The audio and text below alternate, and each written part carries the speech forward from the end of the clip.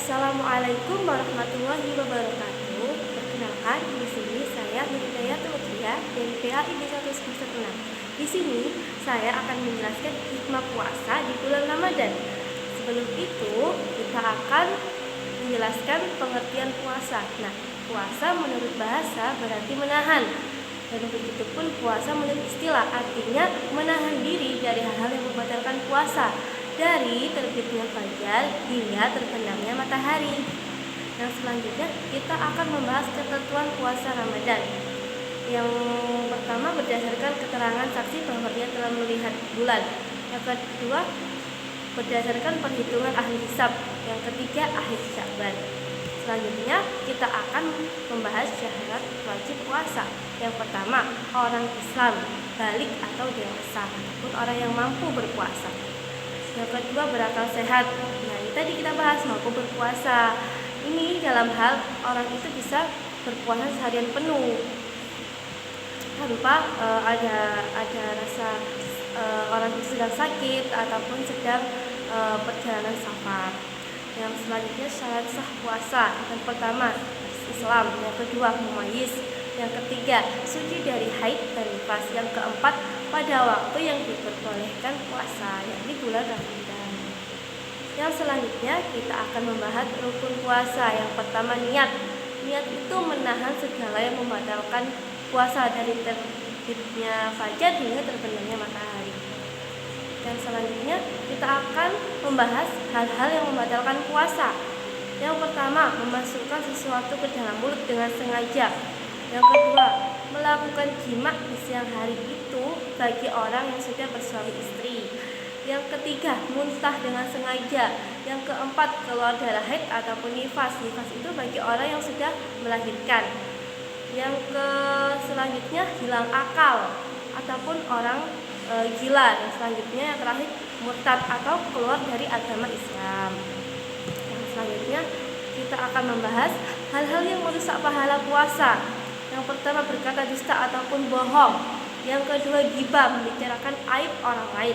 Yang ketiga, namimah, mengadu domba. Yang terakhir, menipu. Selanjutnya kita akan membahas hal-hal yang disunahkan dalam puasa. Yang pertama, makan sahur sesudah tengah malam atau di jam 3 pagi. Yang kedua, mengakhiri makan sahur sebelum fajar ataupun sebelum azan subuh. Yang ketiga, menyegerakan berbuka puasa. Jadi ketika azan maghrib terdengar, kita harus segera berbuka puasa. Yang selanjutnya membaca doa berbuka puasa. Di sini sudah pada bisa semua ya doa berbuka puasa. Yang selanjutnya sholat tarawih berjamaah. Dan yang selanjutnya memperbanyak amal kebaikan, sedekah, zakat, dan apapun itu yang berpahala. Yang selanjutnya membaca Al-Quran ataupun bertadarus. Yang terakhir memperbanyak ihtiyat di masjid. Itu di 10 hari terakhir biasanya dilakukan ya.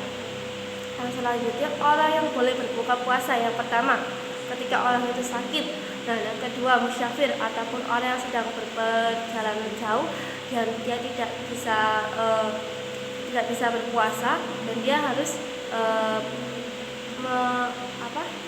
tidak berpuasa tidak apa-apa. Yang ketiga, wanita hamil. Jika dia mampu berpuasa tidak apa-apa, tapi jika dia udah tidak mampu berpuasa tidak apa-apa jika tidak berpuasa.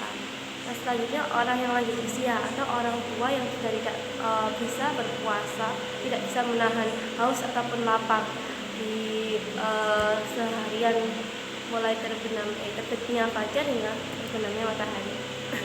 Dan selanjutnya kita membahas hikmah puasa Ramadan.